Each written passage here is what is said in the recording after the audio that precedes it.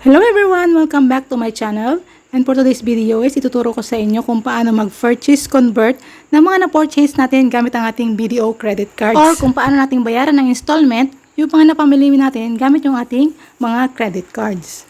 Pero bago yan, kung bago ka sa aking channel, huwag mo munang kalimutang i-like ang video na ito, pakiclick ang subscribe button, pati na rin po yung notification bell para update kayo sa mga susunod ko pang videos. And pakishare na rin itong video na ito. Salamat!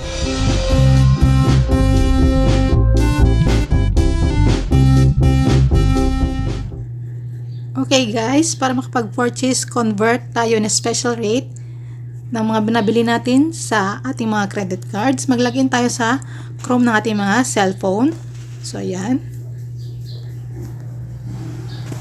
And then, i-search ngayon natin ang www.bdo.com.ph. Search natin. And then, so ito, nandito na tayo sa BDO. Actually, pag na-search nyo yung www.bdo.com, may lalabas po sa pinakataas. May nakalagay po ng logo ng BDO. Yun po yung i-click. And then, hanapin natin ngayon dito yung deals. So, dito, sa application, so, ayan. Swipe lang natin pataas. Ayan. Pwede rin itong Make Holiday Merry Christmas video. Pero mas gusto ko dito para diretso na tayo. So, swipe natin pataas. Then, sa okay, maingay yung mga motor. So, dito sa tabi ng application, slide natin pa left. Ayan. So, nakita natin itong deals. I-click natin yung deals.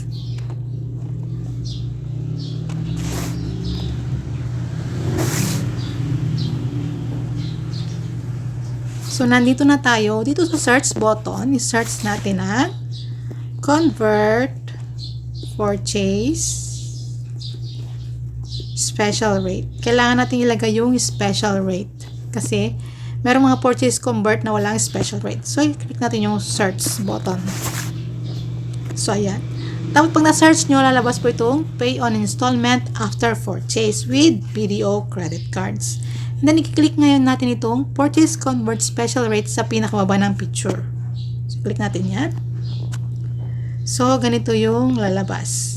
Purchase convert special rate. So, yung convert recent purchases on BDO credit cards to installment at 0.49% monthly add-on rate.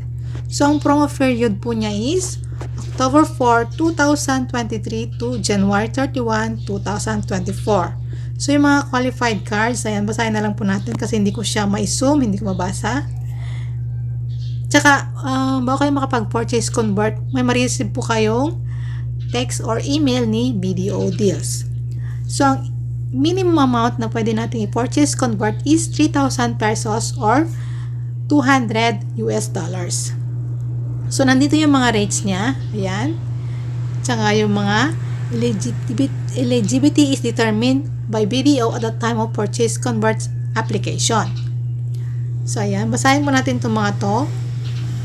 Sabi niya, may note pa dito na to avoid duplicate processing of purchase convert request, please ensure that transaction conversion request is made only through one application channel.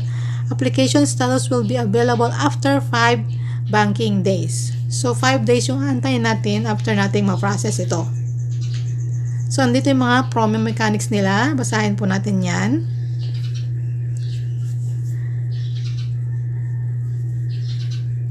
Ayan, yung mga promo mechanics nila. So, mayroon silang nakalagay din dito na decline reasons. Lalagay nila dyan yung decline reasons kung bakit hindi na approve yung purchase convert. Basahin nyo na lang po dyan. So, ayan. So, para makapag-purchase convert po tayo, click po natin itong apply now button sa pinakababa, yung kulay blue po. Click natin yan. Ayan. So, nandito na tayo. Dito yung mga add-on rate na nakalagay per month. Ayan. Okay. So, nandito yung mga factor rate tsaka add-on rate per month na ating i-applyan. So, basahin na lang po natin dyan. So, dyan nakalagay po silang lahat. Effective rate for amount nandyan na rin. Yung applicable fees. Yung mga dagdag babayaran natin pag nag-purchase convert tayo. And then, i-swipe lang natin sa pataas para makita natin itong purchase convert special rate na pwede natin gamitin. Kailangan dito ng promo ID.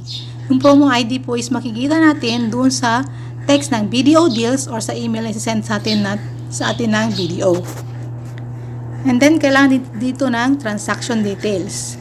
Katulad ng name of establishment, kung saan mo binili yung mga product, or kunwari grocery, kung saan mo binili yung grocery. Tsaka yung currency. Yung currency naman is, gagawin mo lang siyang, kunwari sa Pilipinas ka namili, so ang lalagay mo lang is yung PHP. Kung sa US ka naman namili, then USD. And then, yung transaction amount, ilalagay mo din dyan. Yung transaction date, kung kailan ka namili. And then, yung preferred installment term. Yung preferred installment term, meron silang 3 months, 6 months, 12 months, 18 months, and 24 months. So, lagyan natin kunwari 6 months. Yan. And then, kailangan din dito ng last 4 digits ng yung card na ginamit mo sa pag-purchase. Okay, pag nalagay na natin lahat yung details na kailangan natin, so, i-click natin ngayon itong terms and condition. And then, ililagay din natin itong caption na nababasa natin. Lagay natin sa box. And then, click natin yung submit. Okay, so ang gagawin ko muna ngayon is ilalagay ko muna yung aking mga details para makapag-proceed tayo sa ating purchase convert on special rate. So yan, nalagay ko na lahat yung aking mga details. So mag-proceed na tayo sa submit. Click natin yung submit. So, make sure na double check nyo yung mga details na nilagay nyo bago kayo mag-proceed. So yan, click natin yung submit. So, sabi niya dito, okay to proceed with request, i-click natin yung okay. So, ayan. Okay, para makita natin kung na-process ba yung ating transaction, dito sa pinakababa.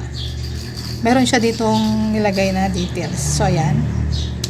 So, ito yung kanyang details. Sabi niya, thank you for interest in 2023 Purchase Convert Special Rate Promotion.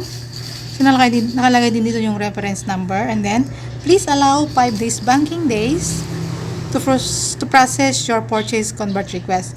If you would like to convert another transaction on your qualified video credit card, please submit a new form. Visit the video website, click deals, search purchase convert special rate, and click apply now. So, ayan. So, antay na lang natin ng 5 working days or 5 banking days para ma-process nila itong ating purchase convert na ating ginawa. So, nagawa ko na po ito last time. So, meron silang binigay sa akin na text. Papakita ko po sa inyo. So, pumunta po tayo doon sa aking text. Para makita nyo kung ano yung tinetext nila kung approve ba yung inyong purchase convert special rate. So, ito, meron akong na-purchase convert na noong November. Ayan, November 28. November 28 ko na-receive yung purchase convert ko. Pero ginawa ko ito before yung cut-off ng ating card. Ginawa ko siya, ang cut-off kasi ng aking card is 25. So ito, ginawa ko tong purchase convert na ito no November 20. Kasi ang due date ko is November 25. So na-receive ko yung text nila ng text nila ito ng November 28. So ayan, dalawa yung purchase convert ko. So, na-approve po yung aking purchase convert noong November 28. So, ganun lang po kadali mag-purchase convert ng ating mga pinamili sa ating video credit cards. I hope na meron kayong natutunan sa ating video for today. Huwag niyo pong kalimutang i-like ang video na ito. Pag-click ang subscribe button, pati na rin po notification bell para update kayo sa mga susunod ko pang videos. And this is Mama Jing. See you on my next videos. Bye!